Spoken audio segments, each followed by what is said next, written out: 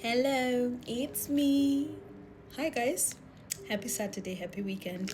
You're seeing me on your following FYP, YT, YMCMB, EMG because it's Smallhouse Saga episode. I've honestly lost count, so I'm gonna assume it's 9, 10, I don't remember, but it's Smallhouse Saga. Let's get it. And shout out to the girlies that said I should use got to be spray, whatever, glue and wax stick.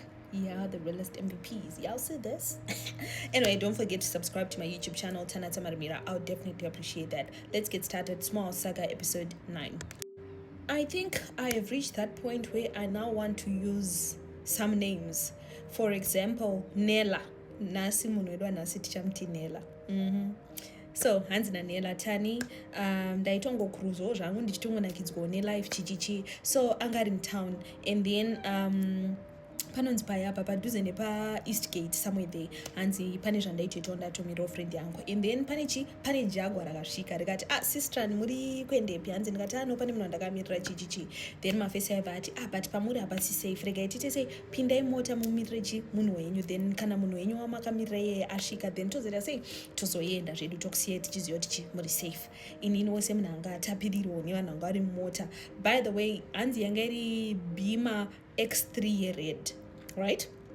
ndatonagirwa nekala ndikati so ndapinda mota meme vanhu vari kutotara neni, so it was the guy aidriver nemunhu anga ari paside naye. At that time she did not, the guy anga ari paside anga atori like brother ichi yemunhu aita sei aidriver, akazoziva after, so vari kutotara naye because anga atomirira friend yake inge nemaorders angabva kutanzania chichaida kuzoita sei kusopa vanhu, because Nela aita zvekutengesa, you know, anenge achitengesa maweave, masangita, mazambezi, maweaves aya anowanikwa kunana zambia tanzania yaya, saka ndo order yanga akamirira. Then obva mafesi akati no imimi just in case muri kufunga kuti chi ndakamirira men, aisitombori chi men yandakamirira atori munhu wechikadzi, so how about imimi kana munhu wachaita sei, kana munhu achandipa zvinhu izvi then moita sei, mondiperekedza kumba. Ndobva watoti okay fine, tobva tatoita sei, tobva tatoziva chipoanta sei paunogara.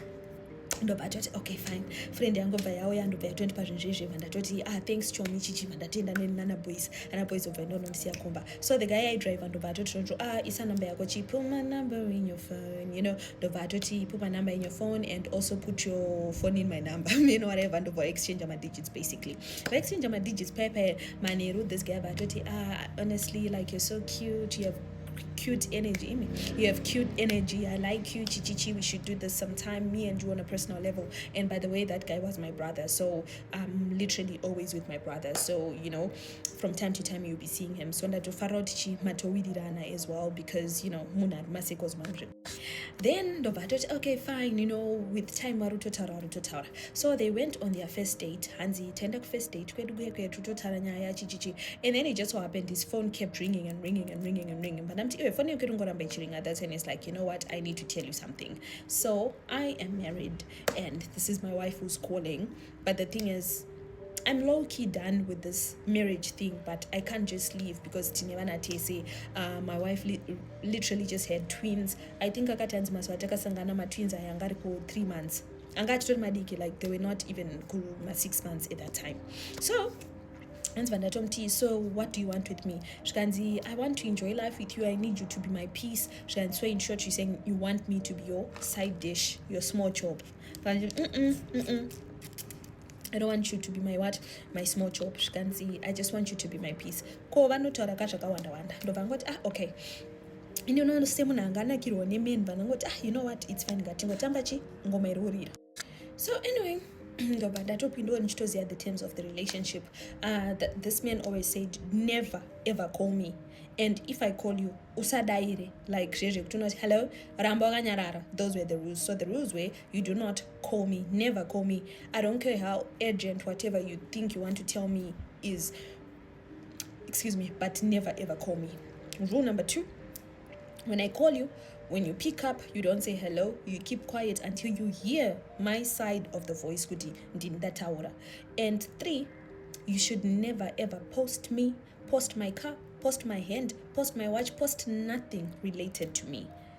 Final rule, you should not mix me with other men.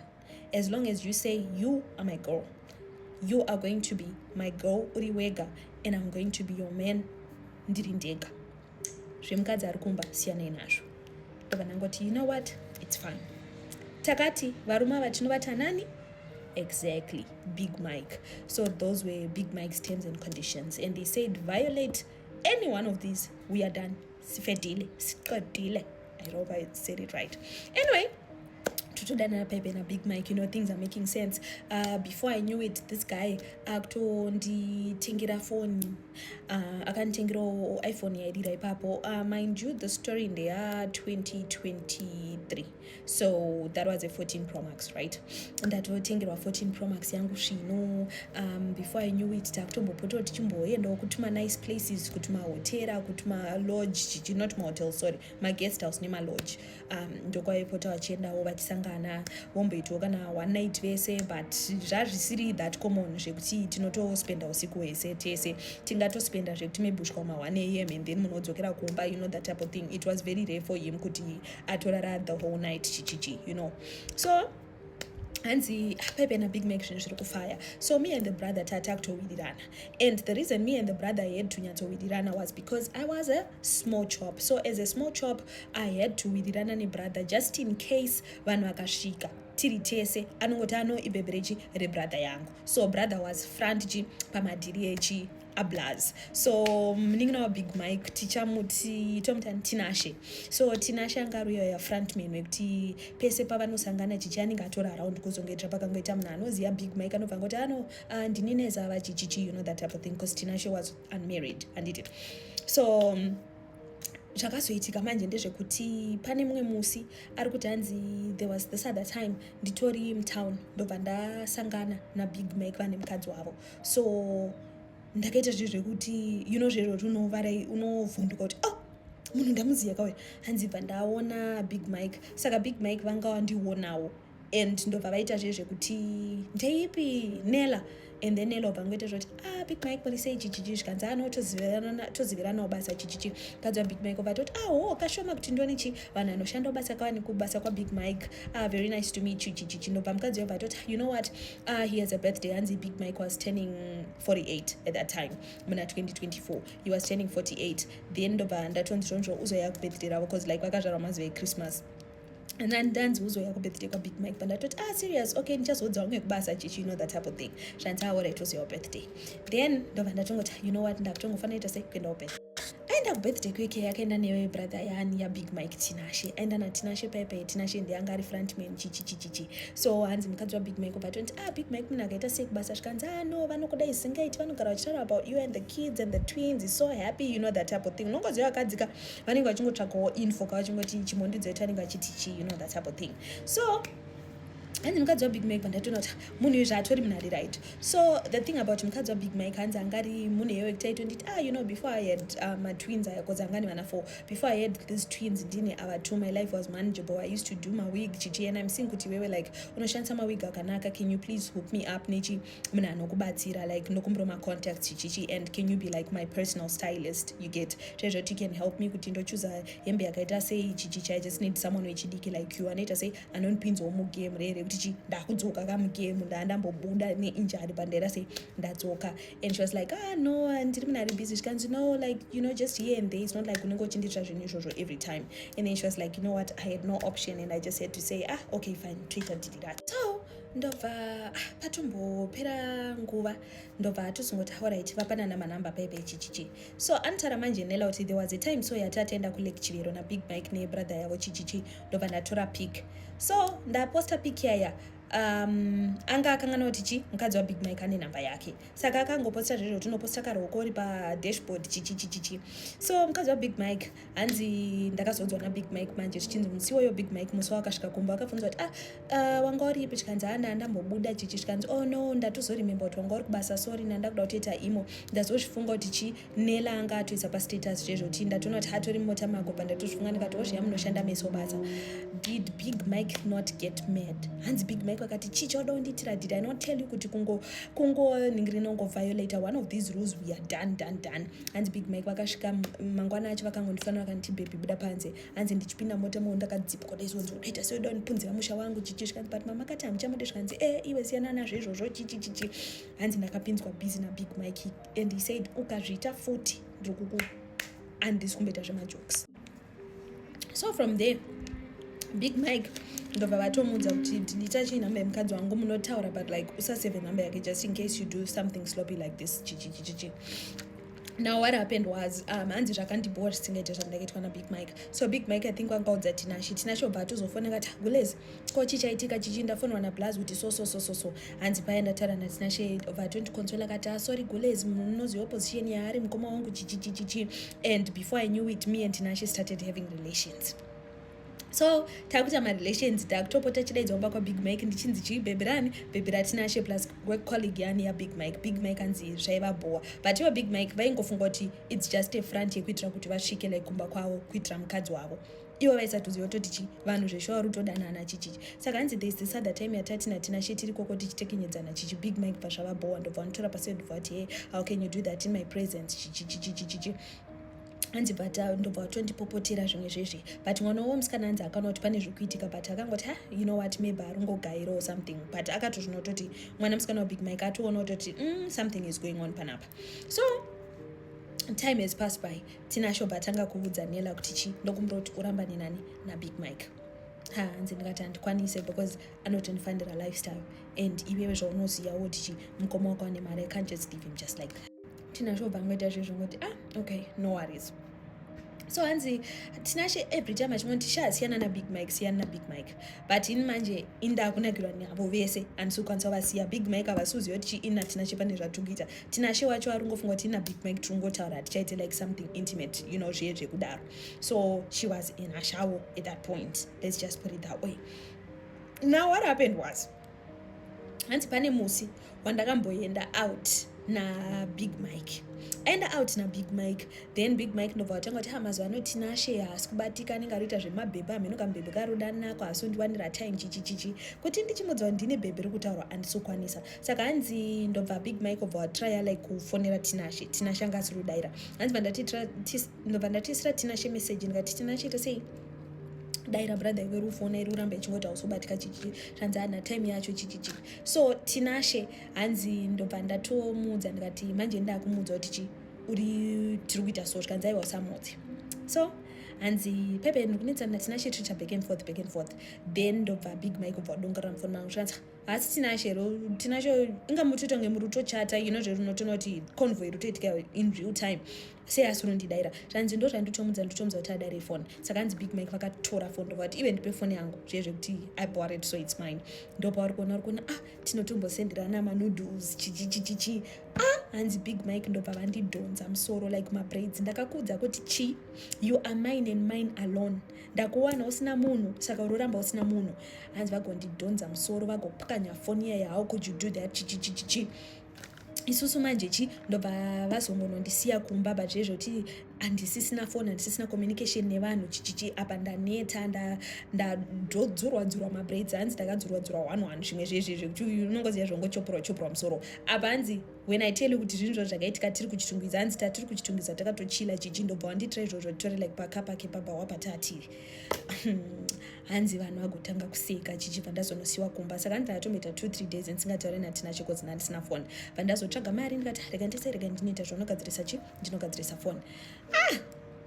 Akadzirisa foni pepa aya ane new phone yake pepa aya rutotaura naTinashe ndo zvaitika so. Tinashe akati how could he do that to you. Apa Big Mike avasati vataura naTinashe through all of this. Ndobva Tinashe obva ona kuti zvingandinetse. Saka hanzi Tinashe obva I'm sorry about that chichichi.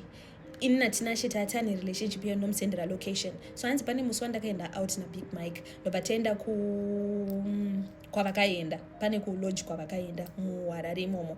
Vaenda kulodge kwavakaenda hanzi Tinashe anga nelocation yangu, but tonti asuna Big Mike ikoko. Saka hanzi ndaisamudaira semunhu ane zvaaroda kuita, ndaisamudaira. Big Mike obva tomti wadi mufana wangu chichichi ndikwakati. Guys, Tinashe akanotora mukadzi waBig Mike kumba akati kulezi pane kwandoda unokuratidza isoso. Hanzi inini naBig Mike tichibuda mulodge imomo takasvika mukadzi akagara pamota pavo. Akati and then mukadzi yeye akandipa mamba. Tinashe akangomira achiti ndo zvandatozodiscover kuti munhu ari kuita so iye achitira chi kusaidi kwake kuti zvake zvinake. aitira kuti side kwake zvake zvinake mukadzi wabig mike agovarova agodididi unongozivawo like munongozivawo zvinongaitika in that type of situation, the commotion inongaitika, people taking videos and whatnot munongozivawo zvinongaitika ipapo. So hanzi bva ndangotiwa you know what, rega ndisiyane navo vese mabrothers. Ndobva ndasiyana navo vese mabrothers. Ndasiyana navo vese mabrothers. Mukadzi wabig mike obva atotanga kutondisira mamessages wakandirwadzisawo, could you do that, waita so nemurume wangu. Hanzi ndigotira muexplainira kuti no, murume wenyu anga akati imi hadini zvenyu, ada kutoramba nemi makabvaita matwins what, you know, telling her all that stuff.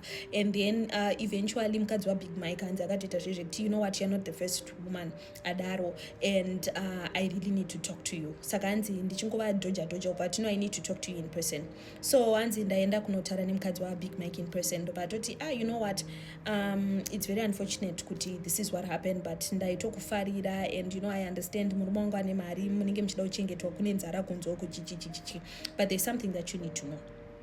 Hanzi vandati chi mind you mukadzi hanzi that time anga atofaila for divorce because hanzi anga anzwa nongobata big mike vane vanhu kutobva kudhara pepe pazvichinzi shiri nemuriro wayo irege, zvinhu zvamunoregerera muchiti chichi munhu anongoramba achizvita. So angasvika papoint yekuti she was fed up, obva anga atosaina mapepa edivorce achitoti chichi hanzi big mike I think vanga usati vasaina, but zvezvo big mike vaitoramba vachinyengera mukadzi asisade. She like was so done, atosiya imba chichi angobuda nevana vake. So she was like, you know what, I really need to tell you something. And that's when the wife told her, shikanzi murume wangu has been doing this since we were still boyfriend and girlfriend. Ndichiti maybe if I get married zvinhu zvinochinja. I got married and kept doing that. Chichichi. Bottom line is, you're not the first, you're not the second, you're not the third, you're not the fourth, you're not the fifth. I have lost count. But there is a point, big mike, when he was doing all this and this, ndakadzwa kuti there was a time he got involved in ashawo rawangawana kuakis, like ashawo, not like vasikane kuti ashawo vanotomira muroad, like profession, you get, and vakainfectwa, and he infected me. So I don't know if he had told you, but murume wangu anokavira mapiritsi. That's when she realized big mike never told me that. And that's when it started making sense to her kuti Tinashe always insisted kuti vatete ngatifeke majombo. Tinashe always insisted kuti no oral of any form, kiss jayo hanzi aisada, because he knew his brother vane. So, and I felt my world becoming smallest. Because since the first time me and Big Mike became intimate, whatever, we never used majombo. That's when it dawned on me. Possibility of me being there is high. And whatnot, but I shall find out. Then, you know, days went by. Unenge une stress yenyatsoshana nemndotangira papi. Ndaudzawo mafriends angu, unongozivawo mafriends angu kuti unotestwa vechichi indenje, unofunga kuti avada kuti ndinotestwa, then vakanda ndiri positive utanga kufambisa nyaya dzangu, you know, that type of thing. Ndobva ndatongoti you know what, ndingadii, ndobva ndazoenda unotestwa. Mwanasikana atienda unotestwa paya. That's when she was told kuti, excuse me, yes, you are indeed HIV positive. That's the day my life changed forever.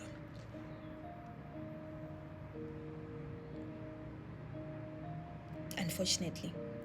So she says, I talked to Big Mike Ngati, why didn't you tell me, Chichichi, I was giving you the lifestyle you wanted. I take my pills, of course, and because it looked like Big Mike munye angori negligent, anotora pa anodire mapiritsi and whatnot, and honestly it wasn't your business kuti inini ndiri positive or whatever. So I don't know, like he was very cocky about it, and she was like, no, ziyondogona kusungisa. She goes, yeah, it's fine, no gonna kusungisa, but I have enough money for lawyers. Got money for the lawyer though, you know, that type of thing. So her heart was shattered. She tried to talk to Tinashe akati marisiana nini, anti wakaramba uchideta yawaita indaka kuzotsiyana nemunhu chichichichichi. So akavira mapiritsi ake atopa chirongwa, and this was in 2025. Atokavira mapiritsi, and she was in denial. She got to a point yekutoti akatomboda kutombofunga kuda kuzviuraya. A lot of thoughts just go on in your head, denial, whatever. Then unozongosvika paya panongonzi acceptance paya ndopa akazongosvikawo, and abva atotanga kutoita kosi yake mapiritsi ake. She makes sure kuti anotodya zvinoenderana nediet inoenderana nezvinhu zvaanenge achifanira kutora and whatnot. So yeah, that's how she ended up getting chidwere, because she was a small house to a married man who's very promiscuous, who's nonchalant, who's a narcissist, who's whatever, who's cocky and whatnot and whatnot. So Nella's point is tread carefully, right? Tread carefully. Hey, I'm getting the latest iPhone. I'm going to this nice vacation spots. My Instagram is popping. This and this, this and this. Those things are nothing compared to Paave. Listen, guys, I just want to say this. And this there is life after being HIV positive. You get what I mean? But watomo system yekutongoti yatongo life yemapiritsi, you get what I mean? Like your life changes, that's just a fact, it changes. Wato munhu yekutora kutoziva kuti unofanira kutotora mapiritsi and whatnot, and some of these things can be avoided if you just close certain things and just distance from certain things and just take certain regalias when you're doing certain activities, you know what I mean? So that's Nella's story, and she said whatever you guys want to say in the comment section, she doesn't mind. There's nothing that we can all say to her, on her, with her, about her, that she hasn't said about herself, basically. But she was saying tudze vasikana echidiki, even vakuru vacho futi tikudziva kuti kusasana kunoparira. Pana vanoziva bhuku rinonzi kusasana kunoparira. Kusasana kunoparira. Nebhuku rinonzi vakasiwa pachena. Munosiwa pachena, just like that. Makatemba. Some people have nothing to lose. Some of these people, amunenge muchita madeals navo, muchita sei navo, they've got nothing to lose. You are making deals with devils and you don't even know it. Murupabata. So yeah, just be careful, guys. And this is it with the smallhouse saga. We have a live yatoda kuita after that dating thing yateketa nezuro. So masingozo adakuya ku live uko mozo yana 5 p.m. Central African time. Mukaona 5 p.m. Central African time ndisinaotanga, then by 5:15 p.m. Central African time munouya maniro ano tidzoke uko nditika munonge uyai munonge uyai makaisa tuma lip gloss tuma wig vakomana makarwa macape machichichichi muchinonga muchidididi antika. I love you guys. I hope you have a lovely weekend, and yeah, do take care. Bye bye. Mwah.